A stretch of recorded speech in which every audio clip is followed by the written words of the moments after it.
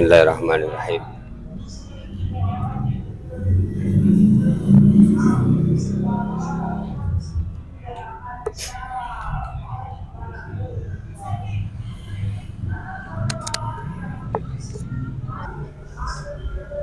Assalamualaikum warahmatullahi wabarakatuh.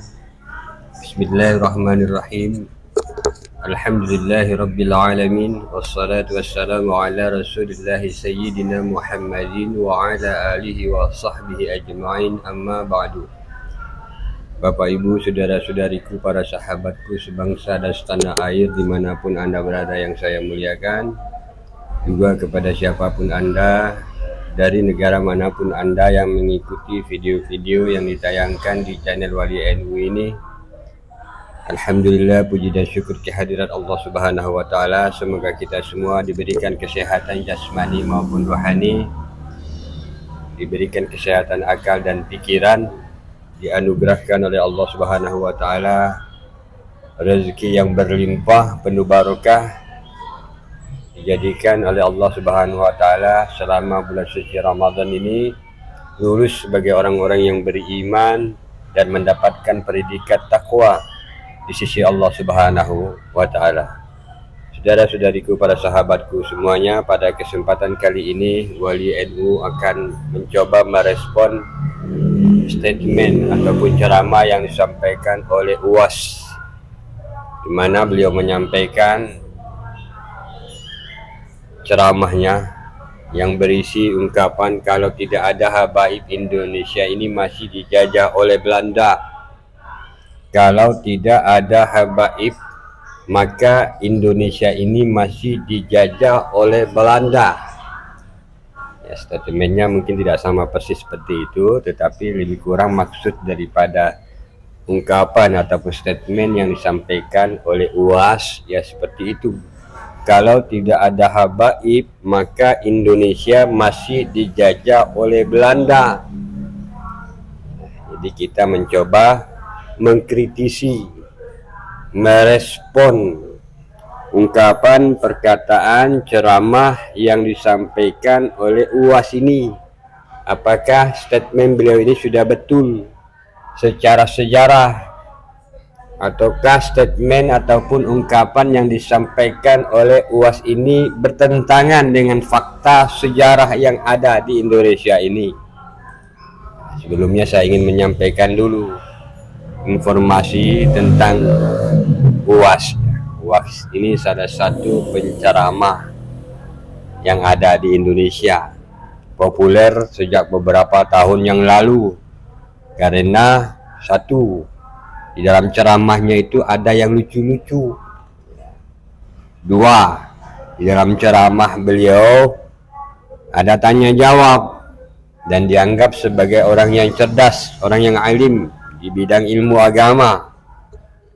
Tetapi kita harus maklum bahwa sealim-alimnya seseorang tentu ada kekurangan juga di sana sini di dalam bidang ilmu-ilmu tertentu. Demikian pula yang kita ketahui saat ini, ternyata UAS, walaupun beliau ini kalau tidak salah dikenali sebagai seseorang yang pernah mengambil studi di Timur Tengah di bidang ilmu hadis ataupun ilmu fikih ya kalau tidak salah.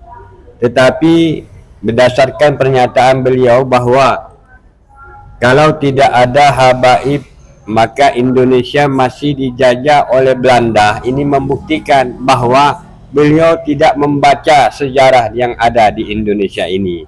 Artinya ilmu pengetahuan beliau di dalam bidang sejarah, khususnya sejarah Islam yang ada di Indonesia ini kurang diupdate, kurang membaca sejarah perkembangan Islam yang ada di Indonesia, tidak membaca bagaimana perjuangan para kiai-kiai Nusantara. Jadi ketika sampai ke Indonesia kemudian dekat dia ini dengan kelompok Rabithah Alawiyah, para habaib, sehingga kemudian mungkin di situ satu ide, satu pemahaman mazhab dengan kelompok habaib, sehingga merasa satu keluarga mereka ya. Ini UAS. Kalau kita lihat rekam jejak beliau ini, ya, UAS ini, waktu masa pemilu yang beberapa tahun yang lalu, pemilihan Pak Presiden Jokowi, beliau ini termasuk di dalam kelompok orang yang juga turut serta tidak setuju dengan Pak Jokowi menjadi presiden di masa itu, bahkan membawa nama-nama tokoh atau wali-wali ataupun seseorang yang dianggapnya sebagai guru dari kampungnya di Riau atau di mana itu, ya. Dia mengatakan mendapat pesan dari gurunya, dari kiainya, dari sepuhnya, bahwa yang dipilih untuk menjadi presiden, ya, ini pada masa pemilu yang sebelumnya, ya, bukan pemilu sekarang. Tetapi ternyata Allah kan berkehendak yang lain, dan Allah menunjukkan kepada kita bahwa yang menjadi presiden masa itu dan yang terpilih menjadi presiden di masa itu adalah Pak Jokowi, ya. Rekam jejak beliau ini di dalam tafsir Islamnya, dan ini menerapkan di Indonesia ini tafsir khilafah, di tafsir yang seperti itu, khilafah, khalifah. Sebenarnya kita tidak anti dengan istilah-istilah yang seperti itu. Hanya saja penerjemahan dan pengaplikasian istilah-istilah tersebut ketika mereka mencoba menerapkannya di Indonesia ini menjadi tidak rahmatan di Indonesia. Jadi terjemahan khilafahnya ini tidak sesuai dengan tradisi yang ada di Indonesia, tidak sesuai dengan Islam yang sudah ada di Indonesia, tidak sesuai dengan Islam Nusantara ini, ya, yang didakwah, yang dididik, yang dibimbing oleh para kiai-kiai, para zuriah-zuriah wali songo penyiar agama Islam yang ada di Indonesia ini. Jadi tidak sesuai. Kita bukan anti istilah-istilah yang ada di dalam Al-Quran maupun hadis. Hanya saja kita memerangi terjemahan istilah-istilah yang ada di dalam Al-Quran maupun hadis Nabi, tetapi ketika mereka praktekkan di negara Kesatuan Republik Indonesia ini tidak sesuai dengan apa yang dimaksud di dalam Al-Quran maupun hadis itu. Bahkan menghilangkan rahmat daripada Al-Quran dan hadis yang Allah kehendaki di dalam hukum Islam itu, maqasidnya hilang dan seterusnya. Jadi malahan bertentangan. Jadi kita mencoba mengkritisi apa yang disampaikan oleh UAS ini, ya. Beliau dikenali sebagai penceramah di Indonesia, dikenali sebagai orang yang alim, tetapi beliau belum tentu, bahkan di sini menunjukkan bahwa beliau tidak alim di dalam bidang sejarah Islam, sejarah perkembangan umat Islam, kiai Islam, pendidikan Islam, dan seterusnya yang ada di Indonesia ini. Bahkan statement beliau ini termasuk statement sesat, ya, mengabaikan perjuangan para kiai-kiai yang ada di Nusantara dan mengangkat satu kelompok, yaitu para pendatang dari negara yang lain, yaitu negara Yaman, para imigran. Dan faktanya para imigran yang datang ke Indonesia ini dari negeri Yaman ini yang menjadi ulama-ulama yang diulamakan oleh penduduk lokal, faktanya mereka bukan pejuang-pejuang yang ada di Indonesia ini.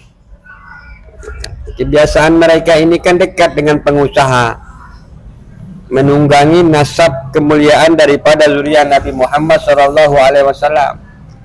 Di setiap provinsi daerah yang ada di Indonesia, mereka dekat dengan sultan karena membawa terah daripada zuriat Nabi Muhammad SAW. Mereka dimuliakan dan seterusnya. Di masa Belanda mereka pun dimuliakan, diangkat, dijadikan mufti. Ketika mereka menjadi mufti di Belanda, mereka memperjuangkan diri mereka sendiri, mereka memperjuangkan nasab mereka sendiri, mereka memperjuangkan keluarga mereka sendiri. Mereka tidak memikirkan umat Islam yang ingin merdeka pada masa itu. Ya begitu saudara-saudariku, para sahabatku semuanya.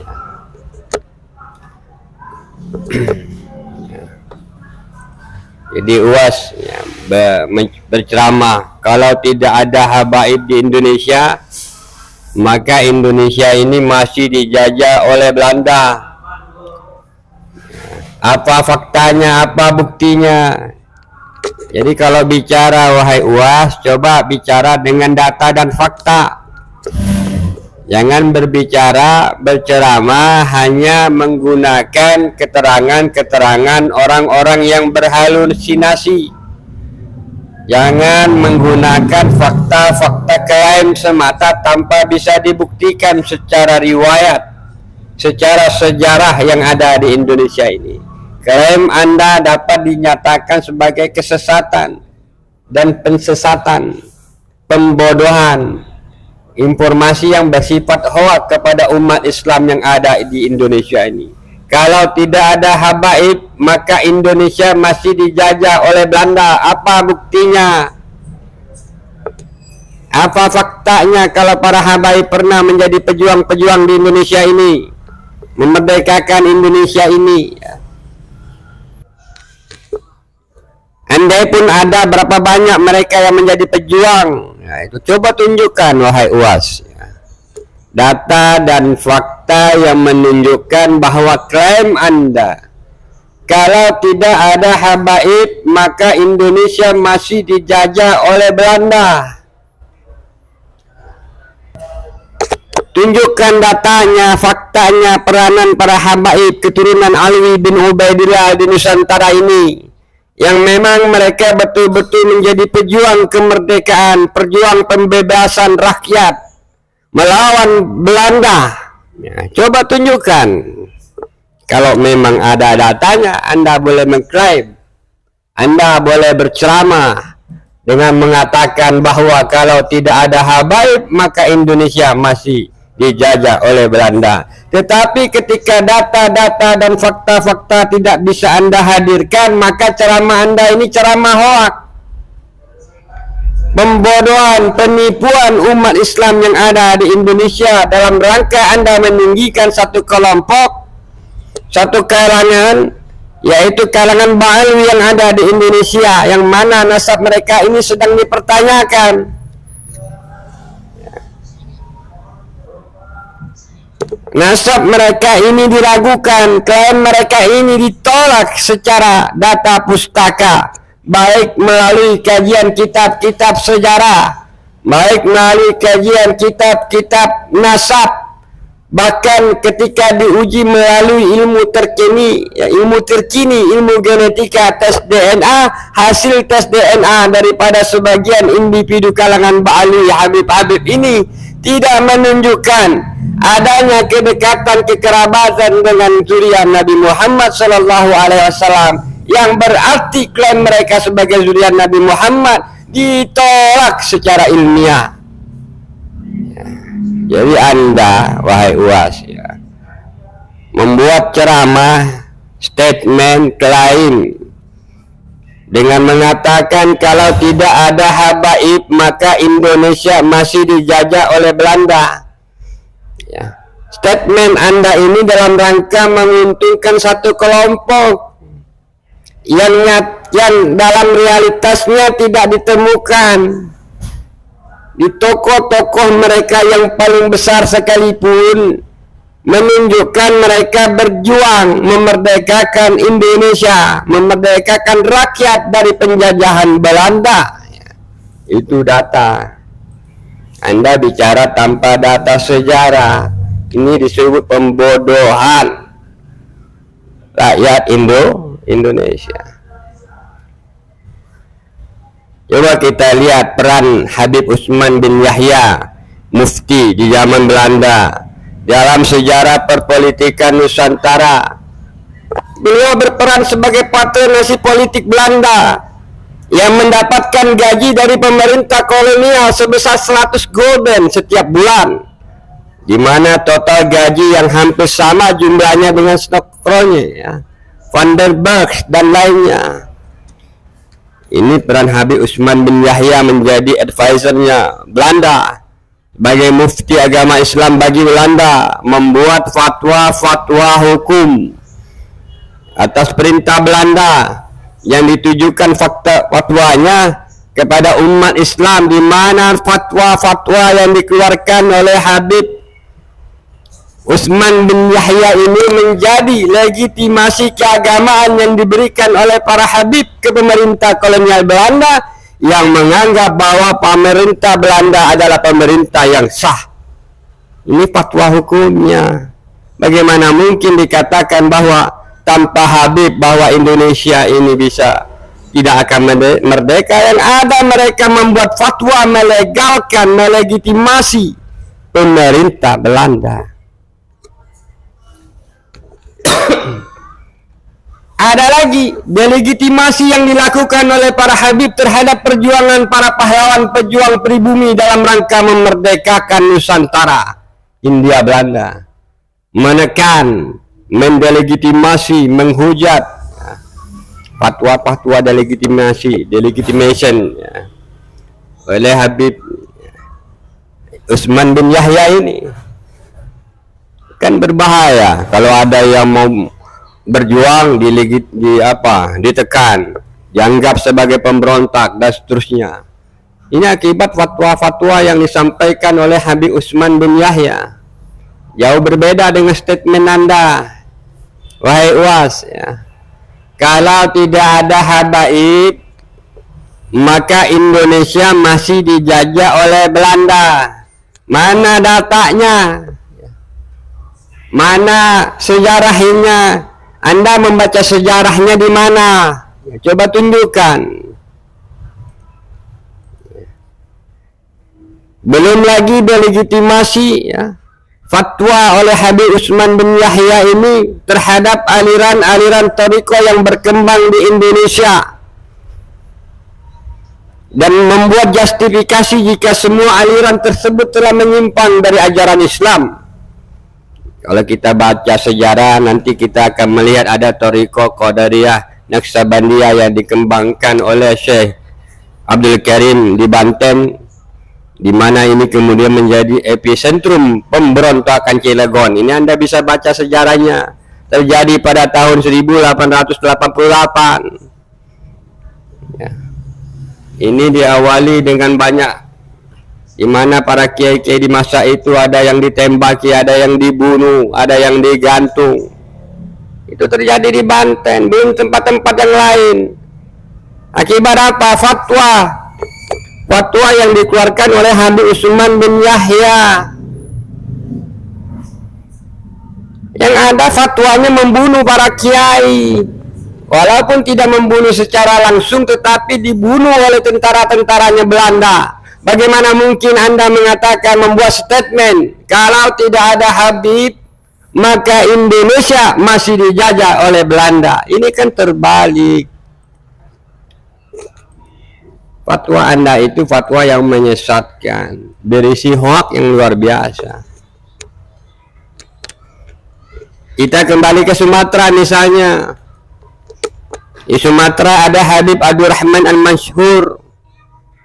Beliau ini, ya, orang ini Habib, ya, lebih dikenal dengan dalam sejarah, ya, sejarah Aceh tentunya. Lebih dikenali dengan nama Abdurrahman Az-Zahir, di mana ketika itu dia mendapatkan kemuliaan daripada Kesultanan Aceh, menjadi patronase daripada Kesultanan Aceh, ya, karena membawa apa tadi? Kemuliaan Rasulullah, menunggangi kemuliaan daripada zuriat Nabi Muhammad, mengklaim diri sebagai zuriat Nabi Muhammad, dianggap sebagai zuriat Nabi Muhammad, dan kemudian diberilah tempat yang mulia di dalam Kesultanan Aceh, ya. Mendapatkan kemuliaan yang besar kepada Habib ini. Habib, siapa tadi namanya? Abdurrahman Az-Zahir atau Habib Abdurrahman Al-Masyhur, yang mana kemudian beliau ini, orang ini diangkat menjadi mufti agung di Aceh. Dan ketika terjadi perang Aceh pada abad ke-19, kemudian Habib ini, ya, Habib Abdurrahman Az-Zahir, diangkat menjadi salah seorang panglima perang. Dan saudara-saudara sekalian, ya, ini cerita, ya, kisah ini dikenali oleh semua rakyat Aceh di dalam sejarah Aceh. Anda boleh baca. Ya, ketika terjadi perang melawan Belanda, yang mana pada saat itu komandan atau panglima perangnya yang ditunjuk untuk menjadi panglima perangnya adalah Habib Abdurrahman Az-Zahir ini. Tetapi Habib ini berkhianat kepada rakyat Aceh, di mana ia kabur dari medan perang ketika mendapatkan iming-iming sebesar 3.000 gulden dari pemerintah Belanda. Ya, pada masa itu kolonial Belanda. Asal Habib ini bersedia untuk tidak memobilisasi masyarakat Aceh untuk berperang melawan Belanda. Coba baca sejarahnya. Anda bisa membaca sejarah ini dalam catatan para sejarawan dan juga dalam catatan masyarakat Aceh. Ya, jadi mereka ini pengkhianat-pengkhianat. Dari mana klaim Anda, wahai UAS, bahwa kalau tidak ada habaib di Indonesia, maka Indonesia ini masih dijajah oleh Belanda? Bertentangan dengan fakta.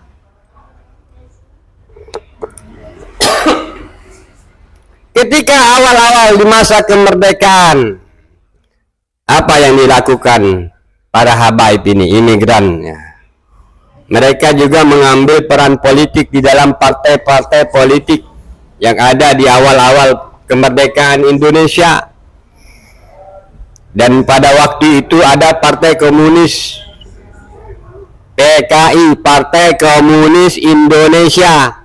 Dan kalau kita melihat tokoh-tokohnya, di antara tokoh-tokoh yang ada di dalam Partai Komunis Indonesia itu ada DNID, ada Fahrur Barokhbah, dan banyak lainnya menjadi tokoh penting di Partai Komunis Indonesia ini. Itu yang kamu anggap sebagai pejuang Indonesia, pejuang agama Islam, penyari Islam. Mereka masuk ke dalam partai-partai komunis, dan itu tercatat di dalam sejarah yang ada di Indonesia. Walaupun kemudian memang kebiasaan daripada kalangan Ba'alwi ini, ketika di antara mereka ada individu-individu mereka yang melakukan sesuatu yang tidak baik dan menjadi publik, mereka jauhkan, mereka katakan itu bukan kelompok kami, itu bukan bagian dari kami.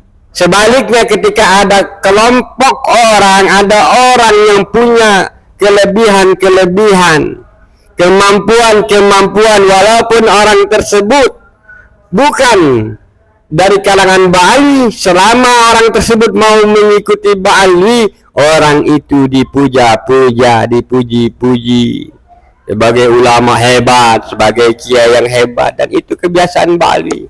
Dan mungkin juga UAS sudah mendapatkan puja-puji yang seperti itu. Dan itulah sejarah yang ada di Indonesia. Jadi kita minta kepada UAS supaya memperbaiki statementnya. Ya.